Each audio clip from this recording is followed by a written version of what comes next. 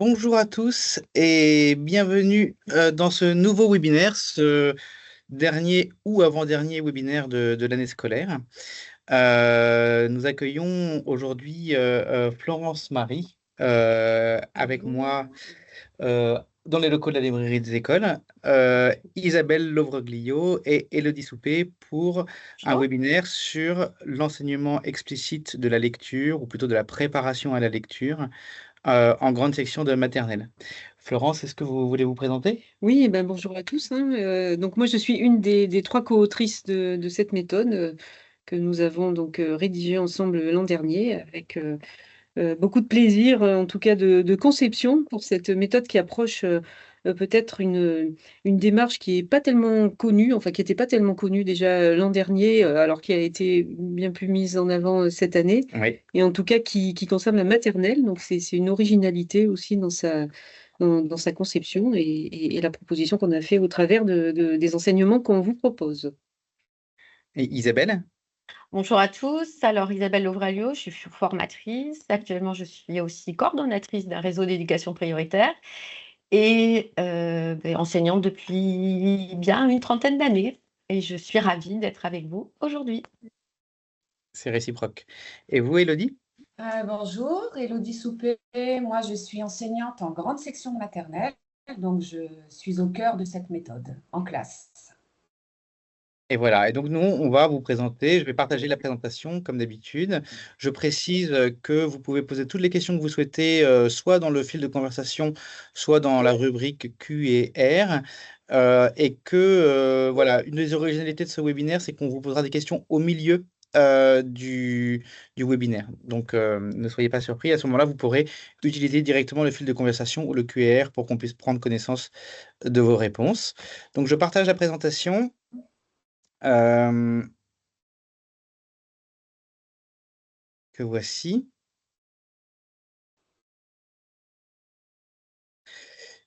Donc, enseigner explicitement la lecture dans maternelle, ou alors on aurait pu dire préparer explicitement à la lecture en maternelle. Euh, le plan de la présentation, ça va être assez logique. C'est d'abord de rappeler qu'est-ce que la pédagogie explicite. Rappeler ensuite comment est-ce que la méthode s'organise avec l'articulation notamment entre la lecture et l'écriture. Et puis surtout, comme vous le disiez en introduction, Florence, ce qui est de plus original, c'est comment mettre en œuvre l'enseignement explicite en maternelle et en particulier la partie la plus originale, en tout cas dans les habitudes prises dans les classes, c'est la partie du modelage sur lequel on fera un focus. Et puis ensuite, on va parler des conseils pratiques et des ressources et on répondra évidemment à vos questions. Comme d'habitude, on se laissera une dizaine de minutes pour répondre aux questions à la fin du webinaire. Donc, je sais, pour tous ceux d'entre vous qui ont déjà assisté à nos webinaires, vous devez connaître maintenant par cœur les principes de la pédagogie explicite. Pour les quelques-uns qui assistent pour la première fois à un webinaire, je suis quand même tenu de rappeler ces principes.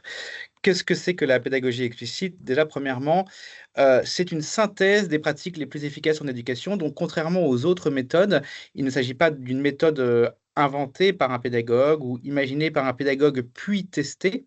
C'est au contraire des chercheurs qui sont allés dans les classes, qui ont observé les comportements des professeurs qui avaient les meilleurs résultats dans leur enseignement et qui en ont tiré certaines conclusions, certaines habitudes, certaines pratiques récurrentes. Et qui ont fini par le formaliser sous un certain nombre de principes qu'on va détailler aujourd'hui.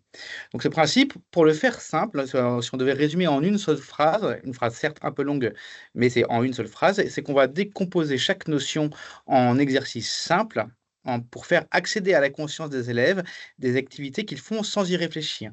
En gros, on va aller du simple au complexe pour que chaque jour apporte pas à pas une nouveauté et que tous les élèves puissent progresser en même temps.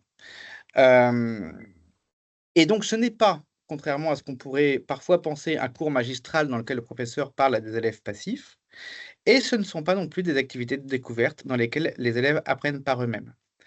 J'ai beaucoup aimé une simplification faite par Marie Boquillon dans un livre que je recommande à tout le monde, publié aux éditions de Book sur l'enseignement explicite. C'est en fait les pédagogues de la pédagogie explicite ne contredisent pas les apports du constructivisme en pédagogie. Tout le monde sait qu'en fait, les élèves construisent leur propre savoir à partir des connaissances antérieures qu'ils ont, de leur milieu, etc.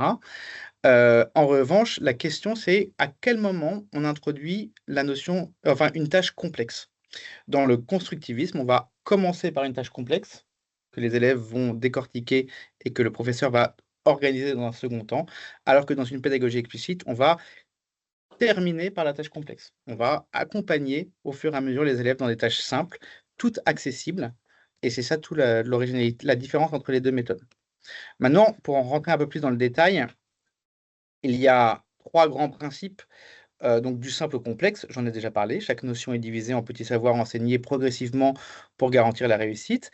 Et puis, il y a la fameuse pédagogie du modèle, qui est plus originale, notamment en maternelle, et c'est la décomposition de toute séance, de toute nouveauté, de toute nouvelle notion, en trois étapes. Je fais, c'est ce qu'on appelle le modelage. Je fais, vous, professeur, vous faites devant les élèves un exercice ou une activité. Ensuite, nous faisons tous ensemble, en pratique collective, et ensuite, chaque élève fait individuellement. Tu fais, c'est à toi de faire maintenant. Ça, c'est le deuxième grand principe de la pédagogie explicite. Et le troisième grand principe, c'est là ce qu'on va retrouver en général dans les sommaires des ouvrages de pédagogie explicite, c'est qu'on va étudier une seule notion jusqu'à ce qu'elle soit acquise avant de passer à la suivante. Donc, c'est un enseignement qui est très guidé et progressif. Donc, alors, idéalement, donc évidemment, là, on va être en maternelle, donc on va voir ensuite, dans un second temps, comment est-ce qu'on on adopte, on adapte la pédagogie explicite à la classe de maternelle, mais la séance idéale de pédagogie explicite, que vous soyez en CE1, en 6e ou en terminale, ça va être 5 minutes de présentation. Qu'est-ce que nous avons fait hier? Qu'est-ce que nous allons faire de nouveau aujourd'hui? Ensuite, 5 minutes de modelage. Vous faites un exercice devant les élèves à voix haute en utilisant le jeu. Je me pose des questions, je mets un haut-parleur sur ma pensée. Et ensuite, on travaille tous ensemble en pratique guidée. Nous faisons tous collectivement avec ici une rétroaction, c'est-à-dire que vous corrigez immédiatement les erreurs qui sont éventuellement produites par les élèves. Vous félicitez systématiquement les réussites. Vous vous répondez à tout ce que les élèves apportent et viennent enrichir de la notion. Et puis ensuite, un temps de pratique autonome où chaque élève fait seul un exercice miroir de ce qui a été fait en pratique guidée sans difficulté supplémentaire. Et à la fin, 5 minutes d'objectivation. Alors, objectivation, c'est un terme un peu jargonnant, on va dire, mais qui consiste à dire on fait le bilan, on s'arrête. Qu'est-ce que nous avons fait aujourd'hui de nouveau? Au début de la séance, on avait annoncé les objectifs. À la fin, on dit est-ce que nous avons atteint nos objectifs? Il y aurait évidemment beaucoup de choses à dire sur la pédagogie explicite, mais je vous renvoie aux nombreux webinaires que nous avons consacrés à la question et qui sont disponibles sur notre chaîne YouTube. Donc, on va arriver à la deuxième partie de ce webinaire, à savoir l'organisation de la méthode d'enseignement de la lecture que nous vous proposons pour la maternelle.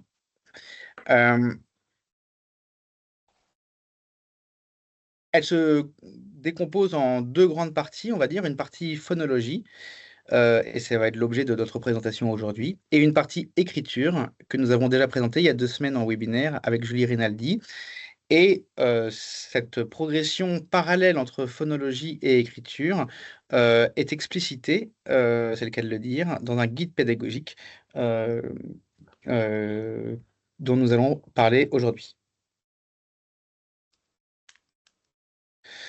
Je précise que cette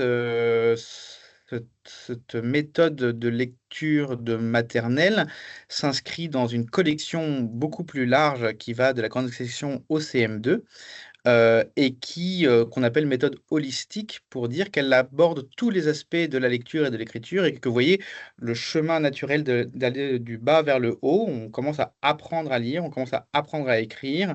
Et, au fur et à mesure qu'on apprend à lire, on apprend à écrire, on apprend du vocabulaire, on apprend de la grammaire et puis on finit par comprendre ce qu'on lit. Comprendre grâce à la culture générale qu'on acquiert et le but de tout bon professeur d'école primaire, de faire en sorte que les élèves tirent du plaisir à lire et de la joie à apprendre par la lecture ou à voyager par la lecture. Donc, c'est en gros la méthode qu'on vous présente aujourd'hui, c'est le premier wagon de ce beau train qui arrivera à la joie de lire, si tout va bien, à l'entrée au collège. Donc, Isabelle, après cette longue introduction, je vous propose de nous présenter le sommaire de cette méthode de lecture. Alors, c'est le sommaire du guide pédagogique qui est une ressource vraiment précieuse pour les enseignants, puisqu'il va leur permettre de structurer les séances, de proposer des déroulés clairs et qui va vous accompagner donc étape par étape. Alors, si on regarde ce sommaire, vous allez voir qu'il y a toute une première partie qui va vous présenter la méthode explicite et tout particulièrement la méthode explicite en maternelle, qui va revenir sur le matériel, mais tout ça, on va aussi vous le présenter aujourd'hui. Ce guide pédagogique va vous permettre de préparer efficacement votre travail sans réinventer à chaque fois. Ce guide, c'est vraiment, on l'a construit pour que ce soit un appui quotidien, pour que vous ayez une préparation sereine et vous permettre de garder une cohérence dans vos progressions. Alors, on gagne en clarté, en efficacité et même en confort de travail avec ce guide. Et si vous observez le sommaire, vous allez tout de suite voir qu'il y a des couleurs. Et donc, ces couleurs, vous allez voir que l'écriture, à proprement parler, est en violet et la phonologie plutôt en turquoise. Quand on dit phonologie, on travaille aussi la syntaxe et le vocabulaire. Et ce n'est pas pour rien parce que vraiment, comme l'a dit Monsieur Nemo tout à l'heure, nous avons pensé cette méthode vraiment en lien écriture et phonologie. Et je vais vous proposer de passer à la diapositive suivante pour détailler cela. Peut-être avant de vous dire quand même que vous avez dans le sommaire des petits onglets jaunes qui apparaissent, qui sont les semaines qui sont le plus détaillées, en sachant que tout est très détaillé, vous allez pouvoir le constater par la suite, mais on fait un focus. Je reviendrai aussi sur la progression des lettres dans les diapos suivantes. Est-ce qu'on peut dire dès maintenant, Isabelle, que conformément à ce que disait Maria Montessori, l'apprentissage de l'écriture précède l'apprentissage de la lecture, ou vous voulez en parler plus tard? Alors, on a essayé de faire quelque chose de très conjoint et de voir chaque lettre, effectivement, et je vais y revenir de manière globale, c'est-à-dire de savoir à la fois la reconnaître visuellement, de l'écrire bien sûr, et de effectivement travailler l'écriture en amont. Alors voici la progression, ouais, oui. Voilà, comme je vous disais, cette idée de progression et de progressivité dans la méthode est l'un des piliers. Donc, la méthode suit une seule et même progression pour l'écriture et la conscience phonologique. Alors, vous pouvez voir ici que nous avons travaillé en 31 semaines réparties sur 5 périodes. Le fait d'avoir travaillé en 31 semaines sur 36, ça va vous permettre aussi de vous adapter selon vos calendriers. Les périodes sont proposées les unes après les autres. Vous pouvez voir ici que vous avez l'écriture, donc comme je vous disais tout à l'heure, dans des tons de violet. Les pages et les contenus qui sont notés ici sont les pages du cahier d'écriture et les contenus qui sont travaillés semaine après semaine.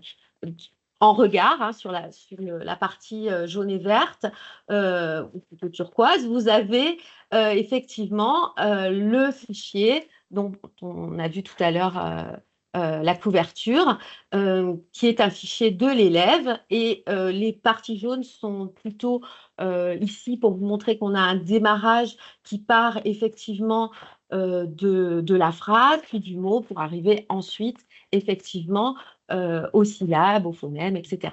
Donc, voilà, vous voyez les 4 premières semaines. Voilà, les 4 premières semaines sont vraiment consacrées à la syntaxe, et on commence à rentrer dans la lettre, dans le graphème, qu'à la 5e semaine. À la 5e semaine.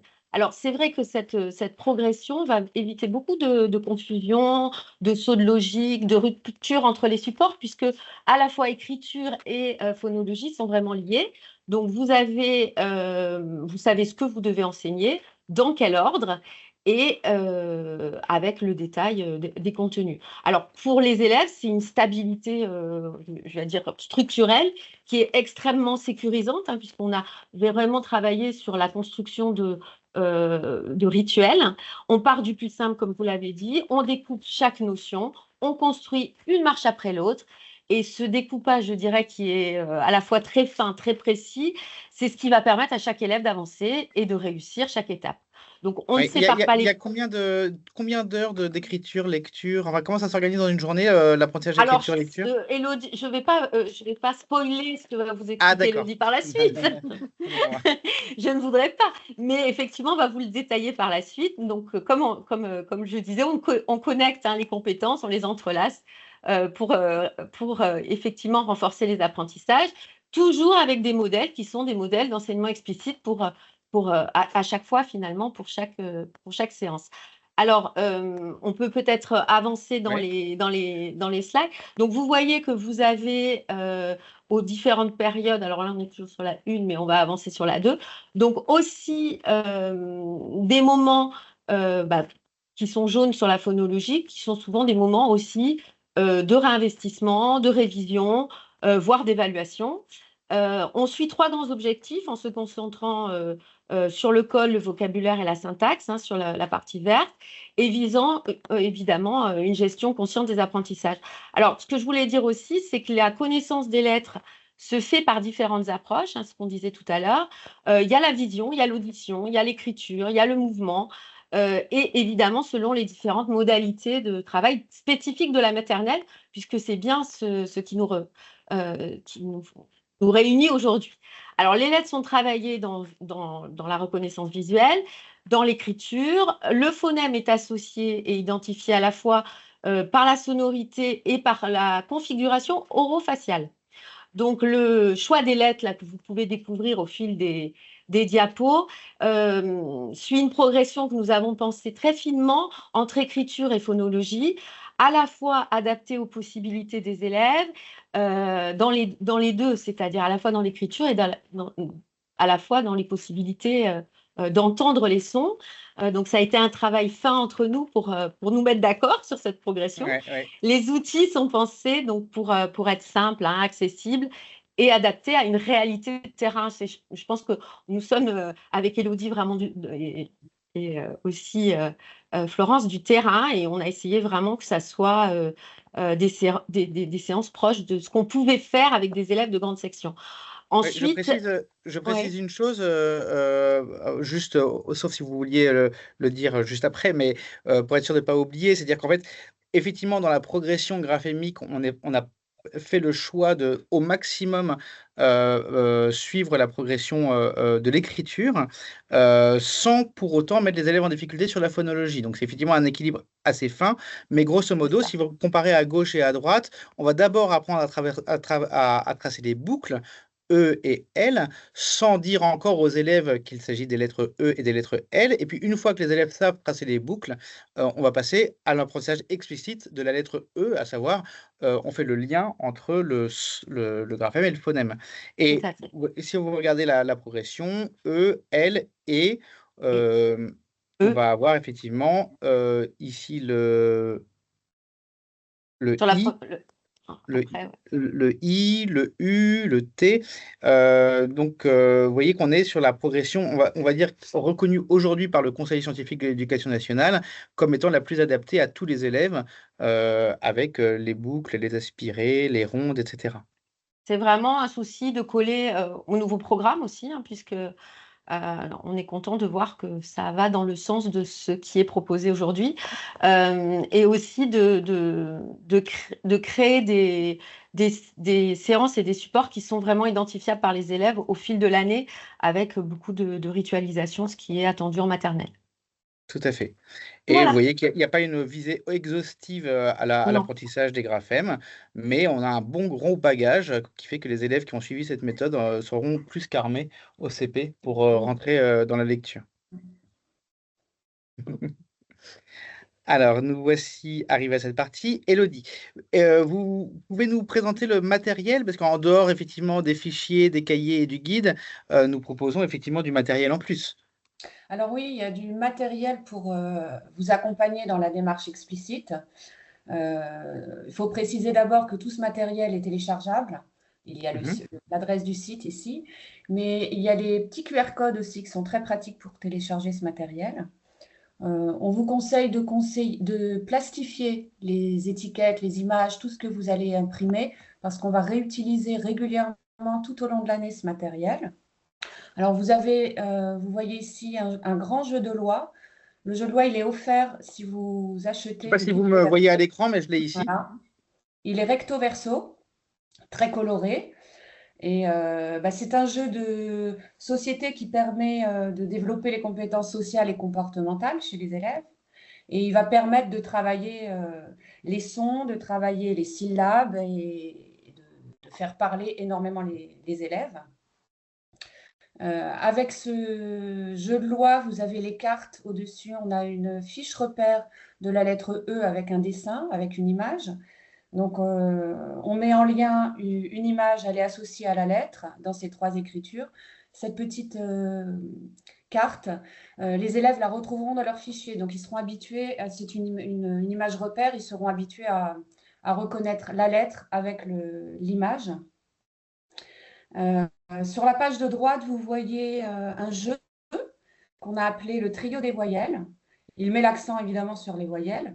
Et ce sont des cartes à pince. Bon, on les connaît bien en maternelle. On a l'habitude d'utiliser des cartes à pince et elles sont autocorrectives. Donc, elles vont vraiment être utilisées pour la pratique, pour le travail en autonomie. Très bien. On a d'autres matériels. Alors, on peut parler de la flèche repère. Vous voyez des cercles. Moi, c'est petit sur mon écran. La flèche guide, pardon, qui est un outil très important pour comprendre la structure de la phrase sous cette forme-là avec des cercles. Les cercles vont représenter les mots, donc on va compter les mots de la phrase. La flèche permet de bien comprendre le sens de lecture, mais on a aussi une deuxième flèche avec des carrés bleus qui vont être utilisés pour les syllabes, pour les mots eux-mêmes, et on va compter, dénombrer les syllabes. Donc, ces flèches guides, vous les aurez en grand pour le tableau et les élèves vont les retrouver aussi dans leur fichier. On a vraiment été. Enfin, le côté, ce qui est très important, c'est que tout le matériel que vous allez avoir en classe, les élèves vont le retrouver dans leur fichier. Tout à fait. On a aussi à droite des images, des mots-images. Alors, les Oui, c'est ça. mots-images. Oui, les mots Pardon. images en grand format, c'est pour, En grand pour, Oui, pour format. permettre aux professeurs de présenter les images aux élèves en format des, A5, je crois, oui, ou A4. alors, avec A5. des couleurs très attrayantes. Et les élèves vont les utiliser énormément. Donc, celles-ci, il faut vraiment les plastifier, les ranger dans des boîtes parce qu'on va les utiliser toute l'année. Vous les utiliserez et les élèves aussi vont les manipuler pour fabriquer des phrases, explorer les syllabes, les sons. Donc, c'est vraiment un outil très, très important. Mais tout est, pour l'utilisation de tout ce matériel, tout est expliqué dans le guide pédagogique. Hein. Et on a aussi 4 grands posters que vous voyez ici.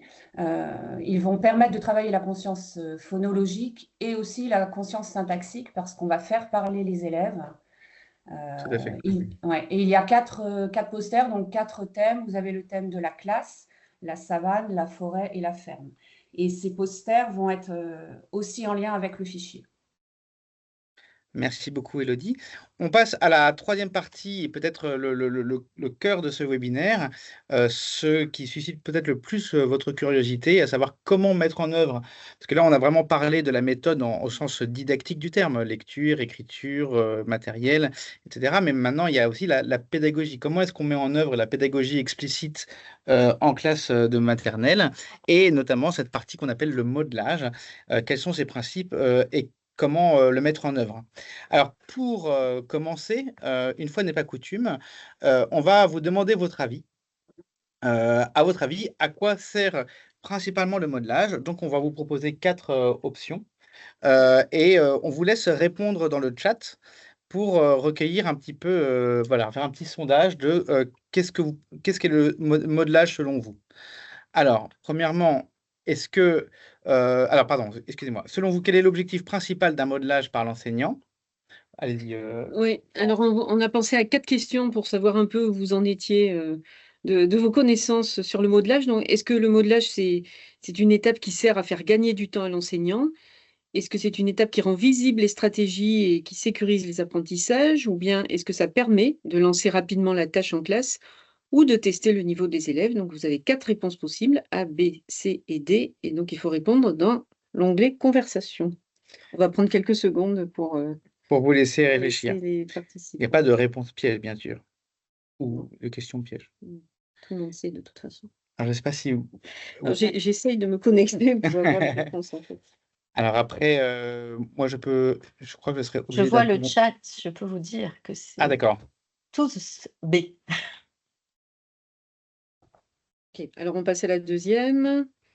Deuxième question. Là, vous dites qu'il y a une grande majorité de B, ou c'est tous B? Oui, pratiquement Tous B. tous.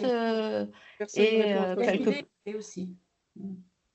Alors la question 2, donc quelle C posture de et l'enseignant D. vous semble la plus efficace pour modéliser une tâche? Donc, est-ce que pendant cette phase, cette phase, vous montrez rapidement la tâche pour que les élèves essayent à leur tour? Est-ce que vous réalisez la tâche en silence pour qu'ils se concentrent, sur votre geste? Est-ce que vous réalisez la tâche en verbalisant chaque étape et en expliquant ce que vous faites et pourquoi? Et enfin, est-ce que vous demandez aux élèves ce qu'ils pensent devoir faire avant de leur montrer? Alors, même chose, vous avez les réponses possibles pour A, B, C et D dans la conversation. On va vraiment laisser quelques secondes. Isabelle et Elodie, si vous pouvez nous dire quelle est la Alors, nous avons majorité des beaucoup de réponses. C, mais nous avons aussi B et D. B et D, oui. Alors, donc, on va passer donc, dans la partie suivante. On va essayer de répondre à vos questions, hein. Est-ce que vraiment cette tâche est en silence, se fait en silence? Et est-ce qu'on demande aux enfants de dire, de parler durant la phase de modelage? C'est vraiment la question. En tout cas, c'est la question qu'on voit dans les classes et que les enseignants se posent dans les classes. Parce que cette phase de modelage est finalement celle qui déroge le plus aux pratiques Qui est la qu'on plus connaît, nouvelle. et Ouais, qui est ouais, la plus nouvelle aux pratiques qu'on connaît dans les classes. tout à fait. Alors, on va vous redire, mais Jean, vous en avez déjà parlé, hein, de ce qu'est le modelage avec une définition de Steve Bissonnette. Je crois que c'est Isabelle qui devait nous présenter cette diapo. Alors, le modelage, comme vous le disiez, c'est souvent une phase qui est sous-estimée et qui est pourtant centrale dans notre pédagogie explicite. Je dirais que c'est la phase où l'expertise de l'enseignant devient visible et où on donne aux élèves la clé pour réussir. Donc, c'est pas à minimiser, c'est une phase vraiment sur laquelle on va montrer tout notre intérêt et toute notre précision. Donc, on ne leur dit pas juste quoi faire, on leur montre comment penser pour y arriver. Je crois que c'est ça qu'il faut vraiment avoir en tête. Alors, selon Steve Bissonnette, c'est une phase qui est active. Et j'insiste sur le mot active parce que souvent on nous dit, mais en fait, l'élève n'agit pas. Mais vous allez voir que l'élève est très actif, même si effectivement, c'est l'enseignant qui est à la manœuvre. Alors, le modelage, c'est ce moment où effectivement l'enseignant explique ce qu'il fait, montre ce qu'il fait et dit pourquoi il le fait. Il va dérouler finalement sa pensée en direct. Alors, on parle souvent de mettre un haut-parleur sur sa pensée, sur sa tête. Donc, il va, en fait, si je fais un modelage, hein, je verbalise mes stratégies, je verbalise mes choix, je verbalise mes hésitations et pourquoi pas même mes erreurs pour que l'élève, en fait, comprenne ce qui se passe dans ma tête d'expert. Et c'est là que la petite révolution, je dirais, de l'enseignement explicite.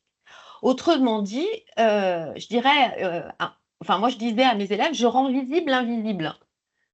Tout ce Oui. que finalement n'est pas visible. Je ne montre pas juste comment, par exemple, tracer une lettre ou reconnaître un son. Je vais montrer comment on s'y prend pour y arriver. Mais pas seulement ce qu'il faut faire, mais ce que je pense.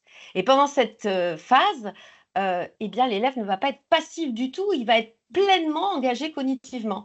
Il va être observé, il va écouter, il va construire une image mentale du processus. Finalement, c'est une phase, je dirais, de transfert de compétences mentales et pas de démonstration technique. surtout pas. Donc, nos Du coup, raisonnements. Isabelle, Oui, Isabelle, du coup, si je comprends bien, par rapport aux réponses qu'on a eues tout à l'heure, les élèves ne parlent pas pendant oui, cette séance-là. On ne je leur pose vais pas y de venir. questions et on ne leur Et demande pas de non, répondre. je vais y venir. Effectivement, dans cette phase, ça n'est pas un dialogue. C'est moi, expert, qui montre, et ce sont les élèves qui observent et qui vont écouter activement. Et Et est-ce que, pour répondre à la deuxième question qui a ouais, été répondue, est-ce qu'on peut avoir une phase de modelage silencieuse? eh bien non, puisque je vais parler, je vais dire, je vais effectivement, à chaque moment, exprimer ma pensée à haute voix. Je voulais préciser une chose, c'est vrai que pourquoi est-ce qu'on dit que les élèves sont actifs? C'est alors dans cette phase de modelage, on va utiliser le jeu. Donc c'est pas un cours magistral où vous dites aux élèves comment faire, c'est vous qui faites en disant je dois former un train de 4 cubes, je dois lire cette lettre, je dois chercher comme leçon quelle va être la méthode. Et donc les élèves en fait vont actionner leur neurone miroir. Et donc, ils vont être en empathie avec vous et ils vont s'identifier à vous. Et donc, et à partir du moment où et c'est très important d'utiliser le jeu pour cette raison, pour amplifier la théâtralisation de vous jouez votre rôle d'élève. Alors, certes, vous êtes expert, donc c'est vous qui allez transmettre les mots de vocabulaire et qui allez outiller les élèves avec les bons mots. Je vais faire vraiment l'embêtant, mais je voulais comme nuancer une chose, c'est qu'il y a quand même certaines phases de modelage qui peuvent être silencieuses. C'est dans la pédagogie Montessori, hein, Ah oui, quand un apprentissage est très simple et qu'il s'agit de montrer une action, on peut vraiment faire une économie de mots et montrer aux élèves par le geste le modèle. Si le modèle est gestuel, il peut oui. tout à fait être justifié de ne pas parler. Mais bon, c'est vrai que c'est plutôt Mais l'exception qui c'est confirme la vraiment règle. dans un C'est quand même cadre. Pas plus mal. agréable aussi de parler, enfin, de parler aux élèves, en fait. Bien sûr, bien sûr. Ouais. Alors, je Alors, Isabelle, peux. si tu peux résumer les Ouais, objectifs, parce que je regarde l'heure qui tourne, Oui, c'est vrai. voilà. les Alors, objectifs et les enjeux donc, du voilà. modelage. Alors, je dirais qu'il y a 4 objectifs, on va dire, pédagogiques fondamentaux. Donc, ce n'est pas juste montrer comment faire, c'est une action pédagogique visant des objectifs précis qui permettent aux élèves de mieux comprendre quoi faire, comment faire et pourquoi le faire. Donc, rendre visible une stratégie ou une procédure. L'enseignant ne montre pas seulement le résultat, il expose la démarche, le raisonnement, la logique. Je crois qu'on vous l'a bien dit. C'est une sorte de transparence cognitive. On révèle la boîte noire. Moi, j'appelle ça la boîte noire de la pensée experte. Et aussi, comme je vous le disiez, effectivement, on devient miroir. Décomposer la tâche en étapes accessibles. L'objectif ici, c'est de rendre simple finalement ce qui est complexe, hein, en guidant effectivement le pas à pas. Cela permet à chaque élève, quel que soit son niveau, hein, de suivre un chemin qui est clair. On va vraiment éclairer le cheminement. Construire donc des représentations mentales stables chez l'élève. Vous allez créer des images mentales, des repères. Alors, vous allez voir que tout le matériel qu'on utilise va aussi être un élément. Je dirais que le matériel, ce n'est pas un plus de la méthode, c'est vraiment le cœur aussi de la méthode et de cet enseignement explicite.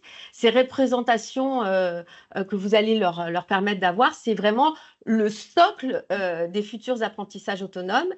Et donner un exemple clair de ce qui est attendu, ça permet à l'élève de voir concrètement ce que signifie réussir la tâche. Donc, vous allez éviter tout ce qui est malentendu, hein, tout ce qui est supposition erronée, tout devient explicite. Alors, les enjeux du modelage, donc réduire la Je vais vous charge demander cognitive. Oui, d'accélérer un tout petit peu, réduire la je charge suis désolé, cognitive. Isabelle. Alors, j'ai juste 2-3 choses très importantes. C'est Ouais. que le modelage structure l'attention, hein, parce que l'élève n'a plus à deviner. Ça clarifie aussi les attentes de l'enseignant, hein, tout est montré et expliqué à l'élève. Ça prépare efficacement la pratique guidée parce que c'est ça ce sur quoi je voudrais vraiment insister. Un bon modelage, c'est un tremplin vers l'action. Donc, ça donne aux élèves les clés pour s'engager dans cette pratique sans être perdu. Donc, on va favoriser la réussite des élèves les plus faciles, hein, les plus en difficulté, et leur faciliter la tâche. Donc, vraiment avoir cette idée qu'on booste la pratique guidée, qui est finalement une façon de rejouer le modelage, et on va permettre par ces deux étapes, hein, on y reviendra, mais vraiment la pratique autonome. Merci Isabelle. Je vais résumer, mais en même temps, je vais appliquer ce que je résume. Parce qu'on va écouter maintenant Élodie qui va nous présenter une semaine complète, enfin le déroulé d'une semaine complète en insistant sur comment elle réalise le modelage avec ses élèves. Donc on va essayer de mettre en scène en fait un modelage. Globalement, il faut être clair, il faut être précis, il faut faire, dire et montrer. L'ancrage visuel, on a dit gestuel, c'est très important. C'est vraiment l'idée, enfin la phrase mantra, c'est mettre un haut-parleur sur sa pensée, mais je pense que Élodie va nous montrer en fait comment on fait ça, comment est-ce qu'on met un haut-parleur sur sa pensée. Avec la séquence qui est consacrée au M et qui arrive, je crois, quand Semaine même, 17. voilà, Ouais. Semaine 17. Alors là, voilà, ouais, l'année est un- déjà bien avancée. Ouais, l'année est déjà bien avancée. On est en période 3, semaine 17, donc on travaille la lettre M. Vous avez ici un extrait du guide pédagogique qui vous explique le jour 1, jour 2 et 3. Donc le premier jour est consacré à la reconnaissance de la lettre et le deuxième et le troisième jour sont consacrés à la conscience phonologique, c'est-à-dire la prononciation du son, la discrimination. Sur ce guide pédagogique, on passe. Non, je voulais Non, vous quand vous voulez, juste quand vous voulez. montrer. Ouais, dans le guide pédagogique, donc vous avez bien les objectifs tout en haut qui sont bien clairs pour vous et toutes les démarches qui sont expliquées, le matériel dont vous allez avoir besoin pour mettre en place la méthode. Donc là, vous avez le fichier de l'élève qui vous montre exactement les ateliers pour la pratique autonome. Vous avez des exercices qui sont itératifs, hein, les enfants ont l'habitude de faire ces exercices. À gauche, vous avez dans un quadrillage la chasse aux lettres. Donc, ils sont habitués à faire ce travail. Ils doivent reconnaître la lettre M, colorier les cases et dans le deuxième exercice, entourer les lettres M dans leurs trois écritures. Donc, ce qui est important, c'est qu'ils ont vraiment l'habitude de faire ce travail. Et vous voyez dans le fichier, ils peuvent être vraiment en autonomie à ce moment-là, puisqu'il y a des pictogrammes qui expliquent les consignes, eux ne sachant pas lire. Et vous avez aussi pour vous les consignes et les objectifs qui sont rappelés en bas. Donc l'outil est vraiment très très facile d'utilisation. Là, c'est un autre exercice qu'ils ont l'habitude de faire, qu'on appelle le chemin du son. Donc, ils vont prononcer les mots de chaque image. Donc, il faut préciser quand même que ces images, ils les connaissent, hein. On a à chaque fois mis dans les exercices des images qui ne peuvent pas leur poser de problème. On peut vérifier avant s'ils connaissent bien les images, les mots images. Et ils doivent parler dans leur tête en chuchotant. On a aperçu tout à l'heure le chuchoteur que vous pouvez construire. On vous le conseille vraiment parce que ça permet de mieux s'entendre et de mieux se concentrer. Et ils vont tracer le chemin de la lettre M dans cet exercice. Et c'est un exercice qu'ils ont l'habitude de faire. Alors, le jour 4 que vous voyez ici, il est consacré aux syllabes. Ils vont manipuler, ils vont dénombrer des syllabes. Et sur cette page, vous avez l'explication du modelage. On voit le maître en dessin ou la maîtresse. Vous avez l'explication de la pratique guidée avec l'élève qui est dessiné et qui rappelle la procédure. Et vous avez les ateliers proposés pour la pratique autonome.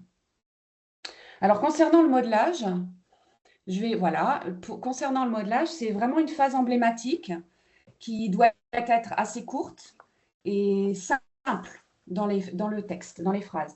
C'est la partie du « je fais » dans la méthode qui vient après l'ouverture de la séance. Donc, dans l'ouverture de la séance, vous aurez déjà rappelé ce qui a été appris, vous aurez recentré, réactivé la mémoire des élèves et annoncé l'objectif de la séance. Et dans le modelage lui-même, en premier, vous allez présenter le matériel. Donc ici, vous allez rappeler qu'il y a la fiche repère du M.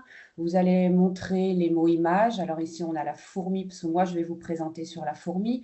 Mais en classe, il y aurait 6 mots images. Vous allez rappeler la flèche guide avec le sens de lecture et rappeler que ce sont des cases bleues ici, donc on va travailler la syllabe. Et vous montrerez aussi les étiquettes des syllabes en dessous. Puis vous allez présenter l'activité. Donc tout ça, c'est vraiment très, très important avant de mettre en place le modelage lui-même. Vous allez leur dire ce que l'on va faire, que nous allons repérer la syllabe, dans quelle syllabe se trouve le son de la lettre M. Vous allez leur rappeler qu'il va falloir lire et écrire les étiquettes, ce que l'on sait déjà, et qu'il faudra retrouver la syllabe et entourer l'image.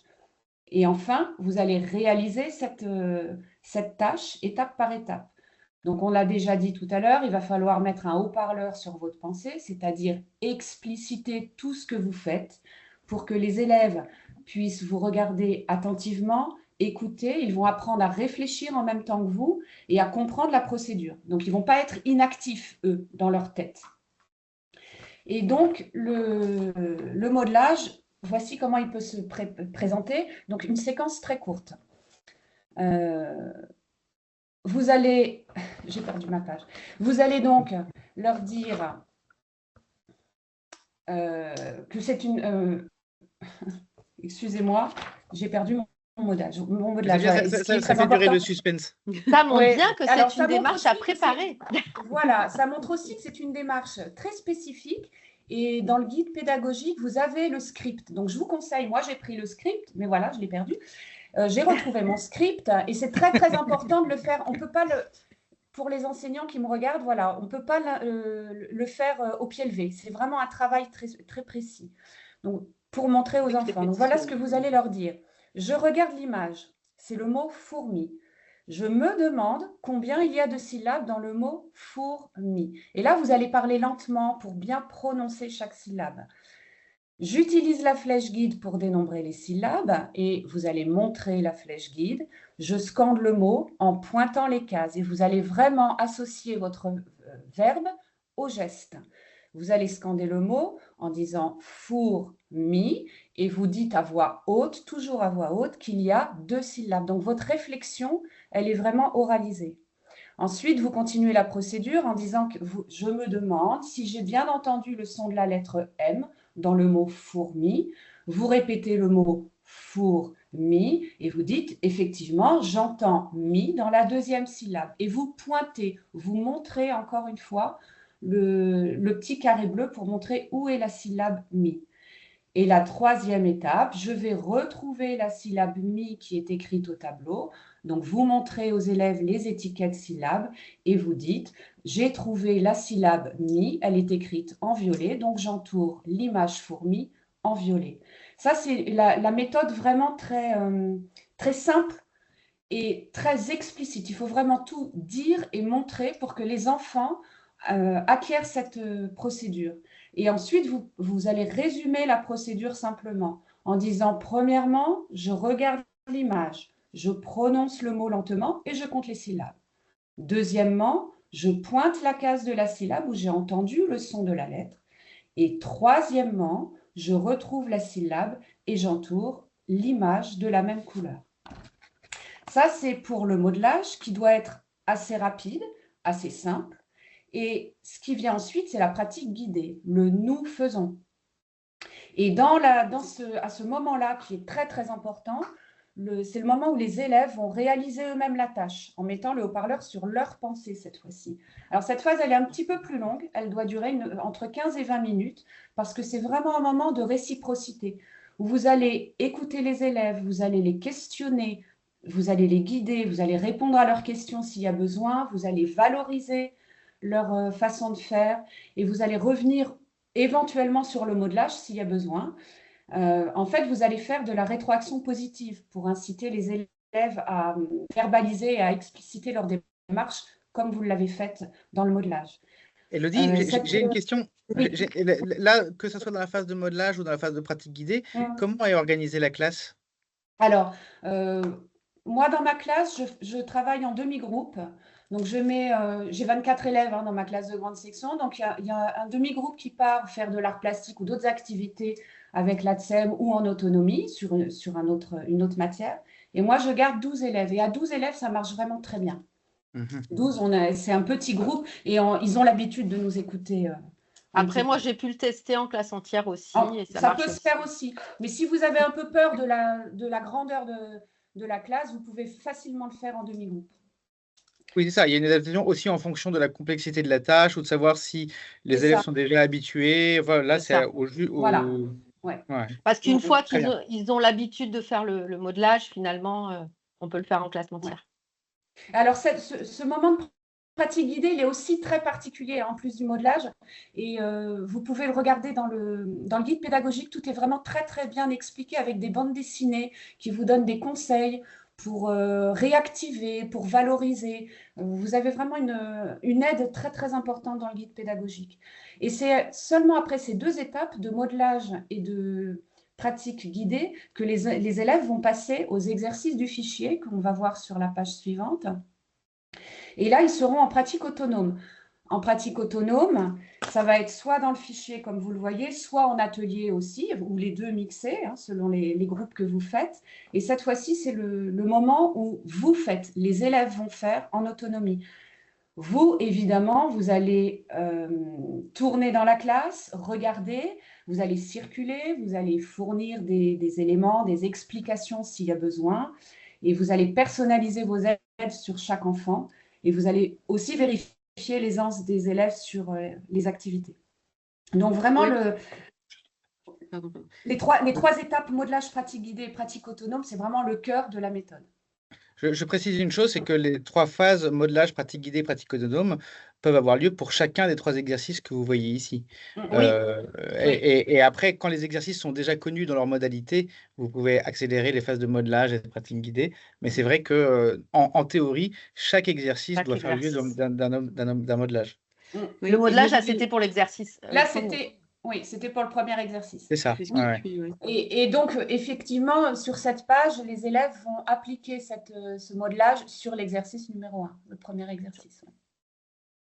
Oui, je voulais juste préciser qu'il y avait un élément aussi supplémentaire à prendre en compte, c'est l'aménagement de la salle de classe, parce que justement ce balai entre des moments plus collectifs ou des moments où les élèves vont travailler soit en petits groupes, soit de façon individuelle, c'est aussi à penser en avance avec un aménagement de classe qui s'y prête. Alors Et c'est vrai qu'en maternelle, on a quand même l'habitude de travailler en atelier, donc c'est facile à mettre en place. Exactement. Alors, on va finir avec quelques conseils de mise en œuvre avant de prendre vos questions. Donc, je crois que c'était Isabelle qui devait Oui, conclure alors je vais la essayer mise en œuvre. d'être très rapide parce que je vois le temps aussi qui On a déjà défile. tout dit. On a Mais déjà je tout pense dit. qu'on a à peu près tout dit. Par contre, je vois quelques petites remarques dans le chat et on peut y répondre par rapport à cette diapo. Donc, effectivement, le modelage, ça se prépare. C'est une pédagogie exigeante, hein, donc on se pose la question de savoir quels mots on va utiliser, quels gestes on va utiliser pour guider, quel matériel on va utiliser, mais vous avez encore une fois tout dans le guide.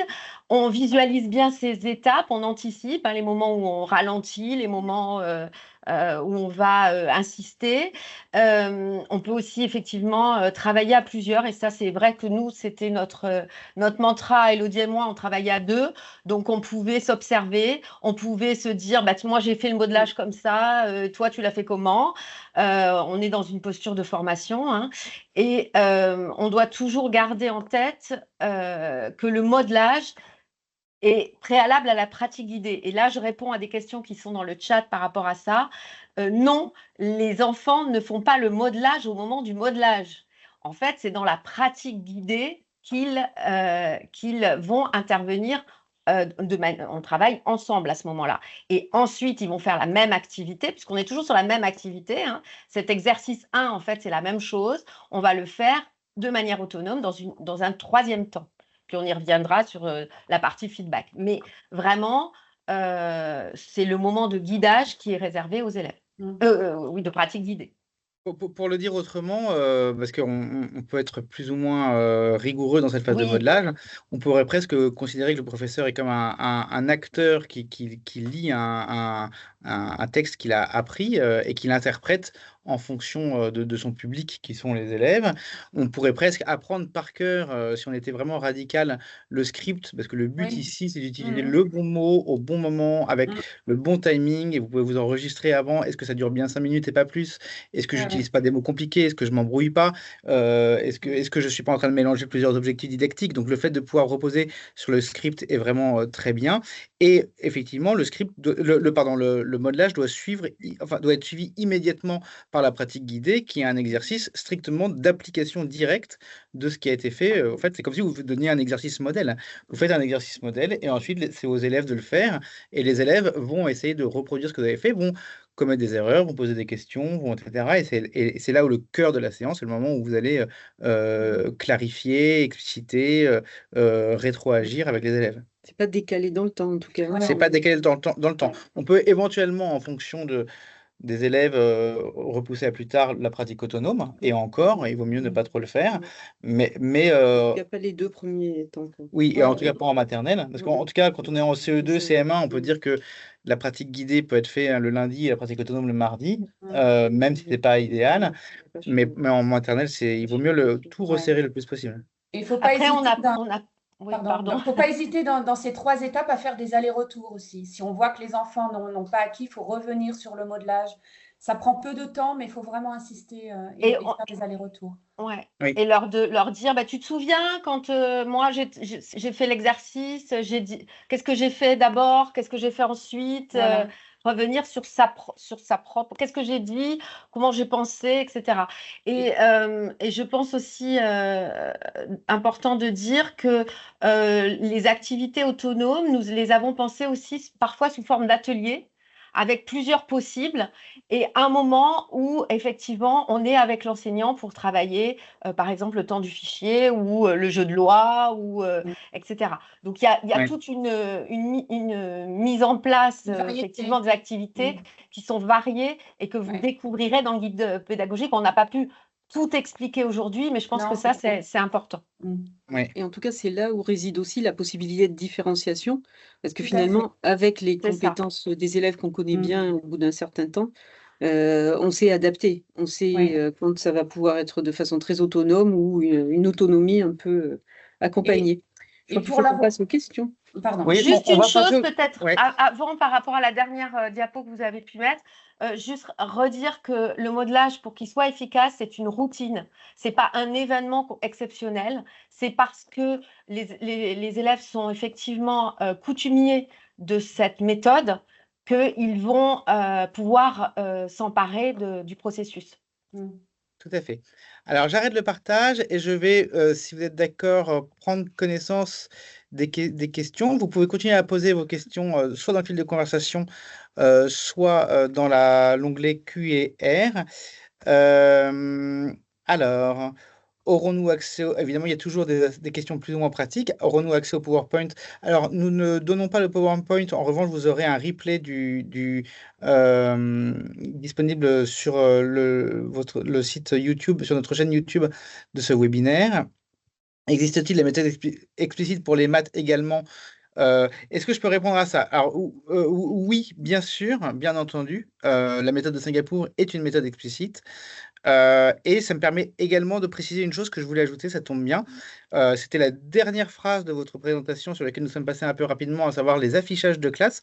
En fait, n'importe quoi peut être enseigné explicitement, y compris des comportements. Et si vous voulez enseigner à des élèves comment travailler en binôme, si vous voulez enseigner à des élèves comment se tenir à table, si vous voulez enseigner à des élèves comment se comporter dans la cour de récréation, etc., tout ça peut faire l'objet d'un enseignement explicite avec les 3 phases, je fais, nous faisons, vous faites, et vous pouvez avoir des affichages de classe qui résument ces étapes. Moi, j'ai même vu des classes où il y avait comme un compteur sur la classe, enfin un affichage où il y avait une colonne avec les trois phases, je vais y arriver, je fais, nous faisons, vous faites, et en fonction du moment de la séance où le professeur était, il posait un curseur sur l'endroit. Je fais, c'est la phase de modelage, à ce moment-là, vous vous taisez et vous m'écoutez. Ensuite, je déplace le curseur à la phase nous faisons. Vous pouvez poser vos questions, vous pouvez interagir, etc.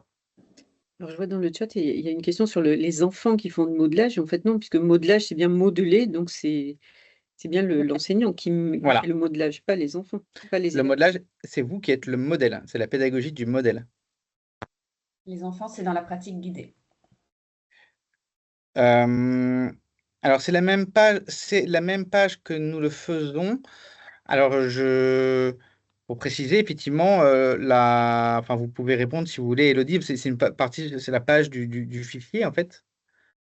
Le De je qui, pardon? fais, le je fais est au tableau, hein, avec Oui. l'enseignante, et après le nous faisons aussi, et le je fais de manière seule pour l'élève est à part avec un Sur système le fichier. effectivement d'atelier Sur et le sur le fichier, en fichier atelier, oui, avec différents. Oui.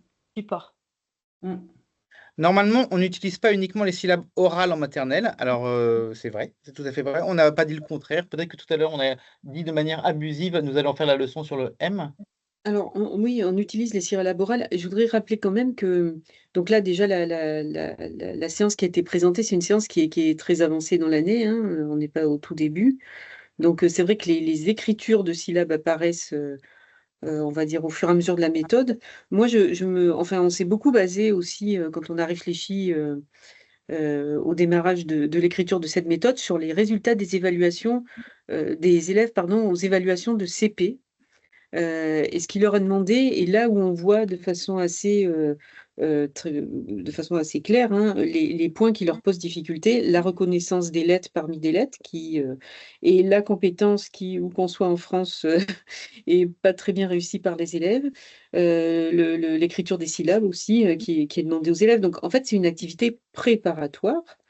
Je pense que les nouveaux programmes aussi explicitent ça de façon tout à fait précise. C'est pas de la lecture, c'est vraiment une activité préparatoire à ce qui va se passer ensuite de façon plus systématique au CP et puis enrichie avec bien sûr des choses bien plus complexes.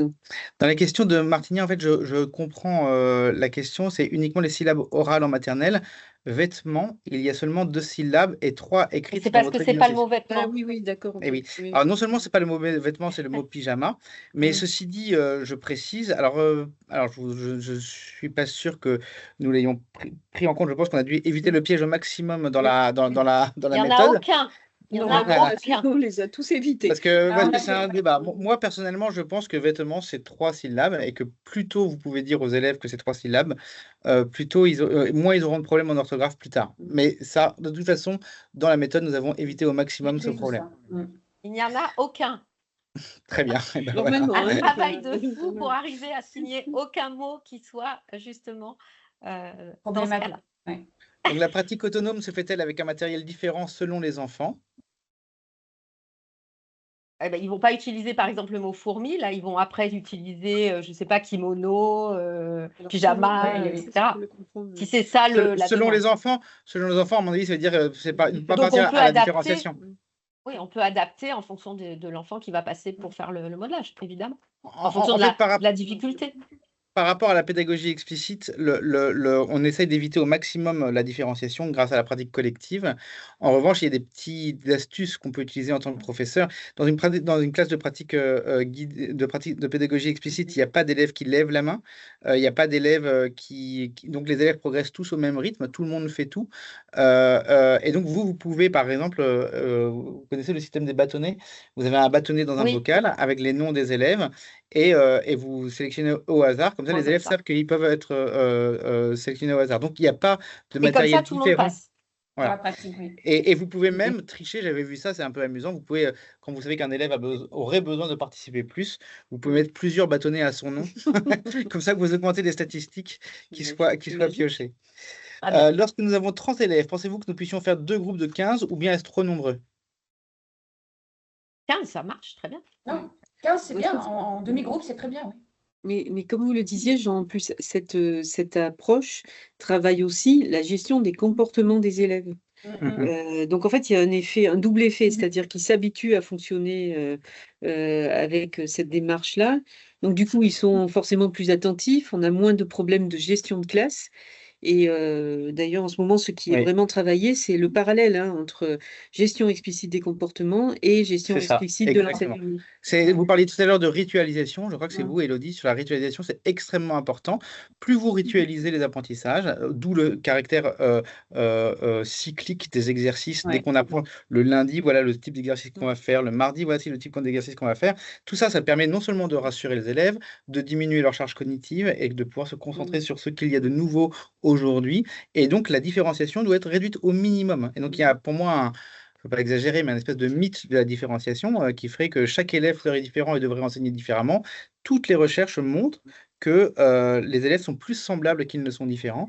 Et en fait, quand vous allez devoir faire la différenciation, vous n'allez pas changer la nature de votre exercice, vous n'allez pas changer les modalités d'apprentissage, vous allez juste refaire l'exercice plus lentement, mais ça sera toujours la même chose. Ouais. Et là, Euh, Juste une on peut petite refaire une précision. modélisation. Pardon? Vas-y. Voilà. Pour justement différencier, effectivement, ce n'est pas le matériel qui va changer. On va tourner pendant la pratique autonome, on va regarder et on peut reprendre un élève, refaire c'est ça. le modèle, mais pas avec un matériel différent. Je voulais juste dire que j'ai fait une séance de modelage il y a quelques semaines dans une classe où j'avais 31 élèves et j'ai pris les 31 élèves et c'est faisable. Ça fonctionne très bien. Et là aussi, il faut adapter en fonction des apprentissages. Là, on est sur la lecture, mais vous voulez enseigner un mot de vocabulaire. Voilà, c'est extrêmement simple. Vous pouvez avoir 50 élèves devant vous. Vous pourriez avoir un amphithéâtre. Vous C'est faites ça. je fais, nous faisons, vous faites. Et ça fonctionne très bien en fonction de la simplicité de la tâche. Il faut Mm, garder c'est ça. l'idée aussi de progressivité, Oui, c'est-à-dire tester les choses. Un enseignant, de toute façon, c'est quelqu'un qui teste. Donc, il teste et puis il réajuste en fonction. Mais comme les élèves vont s'habituer peu à peu, en fait, on va gagner en Ouais. efficacité. Alors, comment s'organiser avec la partie écriture? 2 temps de 50 minutes chacun. Alors, c'est vrai que Elodie, Isabelle et Florence n'ont pas rédigé spécifiquement la partie écriture, je le précise, mais par contre, c'est vrai que c'est ça, c'est 50 minutes d'écriture et 50 minutes de lecture, enfin de phonologie. On Oui, à avait peu fait près. moins, ouais, enfin un peu moins. Je crois que c'est le matin l'écriture et l'après-midi, enfin c'est ce qu'on propose en En tout fait, il y cas. avait des Ouais, il faut préparer, enfin, il Ouais. faut avoir un cadencement. Voilà. C'est très important de vous fier à la progression qui a été extrêmement bien réfléchie, de manière, comme je le montrais tout à l'heure, parce qu'il y a une semaine, la semaine, je sais pas, 6, où les élèves ont appris à tracer des boucles. Et puis le lundi, un beau jour, vous leur dites, tiens, cette boucle que tu as appris à tracer, elle fait le son E. Et là, vous allez passer la semaine à travailler le son E pendant que les élèves continuent à s'entraîner à tracer des boucles. Et la semaine d'après, et cette grande boucle que tu as tracée, c'est le son L. Voilà, ça a été vraiment programmé de façon remarquable pour cette raison. Et encore On une fois, n'empile pas. c'est sûr que les séances sont longues, mais en fait, elles sont pas longues sur la même activité. Oui, Donc, ça change quand même oui, de c'est très façon, rythmé, oui, voilà, très, de très rythmé. façon assez rapide, puisque c'est 10 minutes, 15 minutes, un type Mm. d'activité, et après, on passe à Si je une autre. comprends bien, chaque enfant. Alors, je précise qu'il est déjà 32, on va rester jusqu'à 35. Il ne reste plus que 3 minutes pour répondre à de nombreuses questions. On va voir comment on peut faire. Si je comprends bien, chaque enfant doit avoir le même matériel que la maîtresse. Alors, le Oui, matériel que la maîtresse possède, l'enfant va le retrouver dans son fichier ou matériellement en atelier, avec des cartes, on va travailler sur les mêmes choses, oui. Il n'y a aucun taux horaire en maternelle, donc l'enseignant a beaucoup plus de liberté qu'au cycle 2 et 3, ça c'est vrai. Serait-il possible de recevoir le diaporama? J'ai déjà répondu. Alors, Aude Blondet, dans les progressions en phonologie, traditionnellement, on travaille d'abord la syllabe, puis le phonème voyelle, puis les phonèmes consonnes qu'on peut allonger type SMV, puis des phonèmes consonnes type TPB, progression qui se fait en lien avec la difficulté à percevoir. Avez-vous réussi à conserver une progression de ces types au sein de votre progression? Alors, oui, ça y est, j'ai compris. Effectivement, moi, pour avoir édité à ce jour 4 ou 5 méthodes de lecture en 20 ans, je peux dire qu'il n'y a aucune progression graphémique idéale. C'est toujours une question de compromis, mais dès que vous avez une progression graphémique, quoi qu'il arrive, ça va bien se passer. Là, effectivement, il y a eu un choix radical qui a été vraiment de partir de l'écriture parce qu'on est en maternelle et qu'on a besoin de travailler le geste de l'écriture et la motricité fine. Donc en se basant sur le E, ensuite le L, ça tombe bien puisque c'est une consonne fricative qu'on peut prononcer sur le temps long. Le E qui est une voyelle et qui est très simple à écrire, puis arrive le I qui est facile à entendre aussi. petite exception à la règle, on passe au thé. Alors là, c'était un débat, on s'est déchiré entre nous pendant des mois pour savoir. Donc, effectivement, aucune solution idéale, mais là, en l'occurrence, on est parti du principe que c'était une préparation à la lecture, qu'on allait travailler la phonologie avec beaucoup de régularité, et qu'en fait, l'apprentissage systématique ensuite de la combinatoire allait se faire au début du CP. Est-ce qu'il y a des certificats de participation à ce webinaire? Bien sûr, il suffit de nous écrire et on vous envoie une preuve de participation. Beaucoup de remerciements sur ce webinaire. En GS, le geste graphique et le geste d'écriture est difficile pour certains élèves. Comment cette méthode permet de s'adapter au rythme des élèves et permet de pratiquer la geste à leur guise? Je renvoie au webinaire que nous avons fait avec Julie Rinaldi sur la progression idéale en écriture. Y a-t-il aussi cette méthode pour le cycle 2 et le cycle 3? Oui, car la pédagogie explicite, en effet, est mise en œuvre au CP, CE1 et on vient juste de publier le tome de CM2. Donc vraiment, c'est toute une progression et toute une collection très, très, très cohérente dans ses approches. Je suis d'accord pour compter les syllabes, d'accord. Et avec les mains. Ah oui, oui, on peut Comme scander ça. avec les mains. Le claquement des mains pour compter les syllabes marche En super mettant bien. les doigts. Le lien de notre chaîne YouTube, je pense que si vous tapez dans YouTube la librairie des écoles, vous aurez le. J'ai pas vérifié, mais Oui, on le trouve. voilà. Il y avait une question, mais je ne sais pas si vous l'avez sauté. C'est sur la différenciation. Alors, Oui, je on crois y l'a avoir dit. répondu. Oui, Mais on a allez-y, répondu. allez-y. mais non, en fait, la personne dit votre commentaire m'étonne puisque jusqu'au conclusion, Ah oui. il est prôné la différenciation. Oui, évidemment, il est prôné la réponse aux besoins des élèves. Donc, du coup, leur évaluation et une réponse adaptée. Mais comme l'a dit Jean, cette méthode qui est très structurée, très pas à pas, très accompagnante, en fait, devrait limiter Oui. finalement le nombre des élèves qui ont besoin d'une reprise ou d'une remédiation. Donc, c'est pas en fait interdire la différenciation, c'est que la méthode devrait empêcher d'avoir à différencier. En Voilà. fait, justement, moi j'hésite à faire un dernier webinaire sur l'année, mais ça arrive au milieu juillet, donc je ne suis pas sûr, on va tester. Mais moi j'ai tout un webinaire sur la différenciation dans la pédagogie explicite, et là je me tiens à votre disposition pour répondre à la question, mais je sais que c'est une question qui est très compliquée, d'autant plus que c'est facile de même se tromper sur qu'est-ce qu'on différencie. Quand on différencie, qu'est-ce qu'on différencie? Oui. Qu'on différencie Et puis, quel type de différenciation? Voilà, Si ça. c'est par exemple de l'anticipation, une méthode comme ça, du coup, à la fin de l'année de grande section, finalement, les enfants auront tellement anticipé qu'il y aura certainement moins d'hétérogénéité à l'arrivée au CP que ce qu'on peut voir avec une autre approche. Alors, pendant qu'on refait le modelage avec les plus en difficulté, les meilleurs ne s'en utilisent pas, ne les perdons pas alors. Effectivement, le modelage, vous n'êtes pas censé le refaire systématiquement. Vous pouvez tout à fait différencier s'il y a des élèves qui sont vraiment à d'autres moments. Mais le modelage, de toute façon, il dure que 5 minutes. C'est jamais qu'un exercice que vous faites à voix haute devant les élèves. Et puis je pense que là, dans ce cas-là, il vaut mieux en effet choisir un autre moment et pas réessayer forcément tout de suite à chaud, quoi. Oui. J'ai utilisé votre méthode pendant 1 an. La taille des flèches guides à imprimer est trop petite pour un usage au tableau. Il faut les imprimer sur des feuilles A3. Oui, Eh ben, je crois Oui, même oui. qu'on le dit, non, dans le guide, non? Merci pour ce conseil. Possible Merci pour ce d'agrandir, conseil. ouais, tout à fait. Juste, j'associe à chaque lettre le geste Borel-Mésonique. Qu'en pensez-vous? Moi, je trouve ça très bien, personnellement.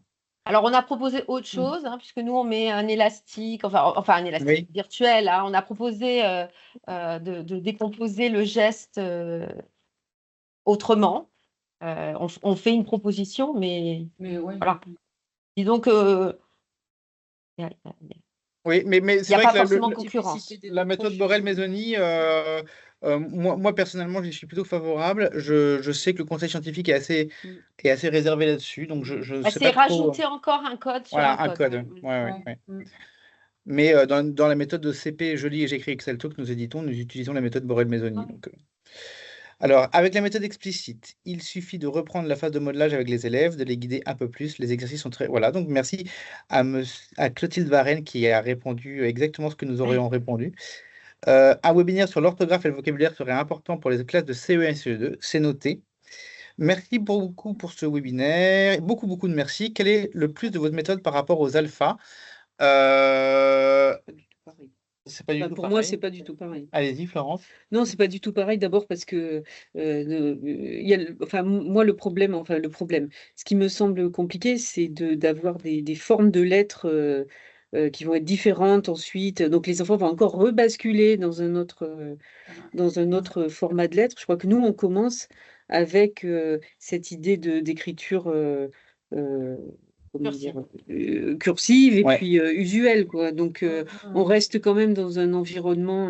Et peut-être que. Alors, j'ai rien à dire de plus sur la méthode des alphabets. Moi, c'est juste la forme des lettres, un peu, parce qu'on a l'habitude, c'est vrai, en maternelle, hein, de déguiser les lettres, de les colorier, etc., pour que les enfants les mémorisent.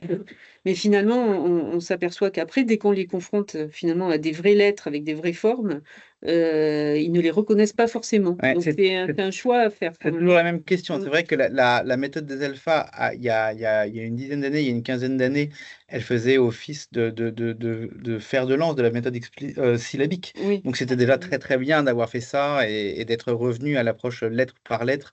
ça, c'est autre chose. Et ça, c'est une très bonne chose.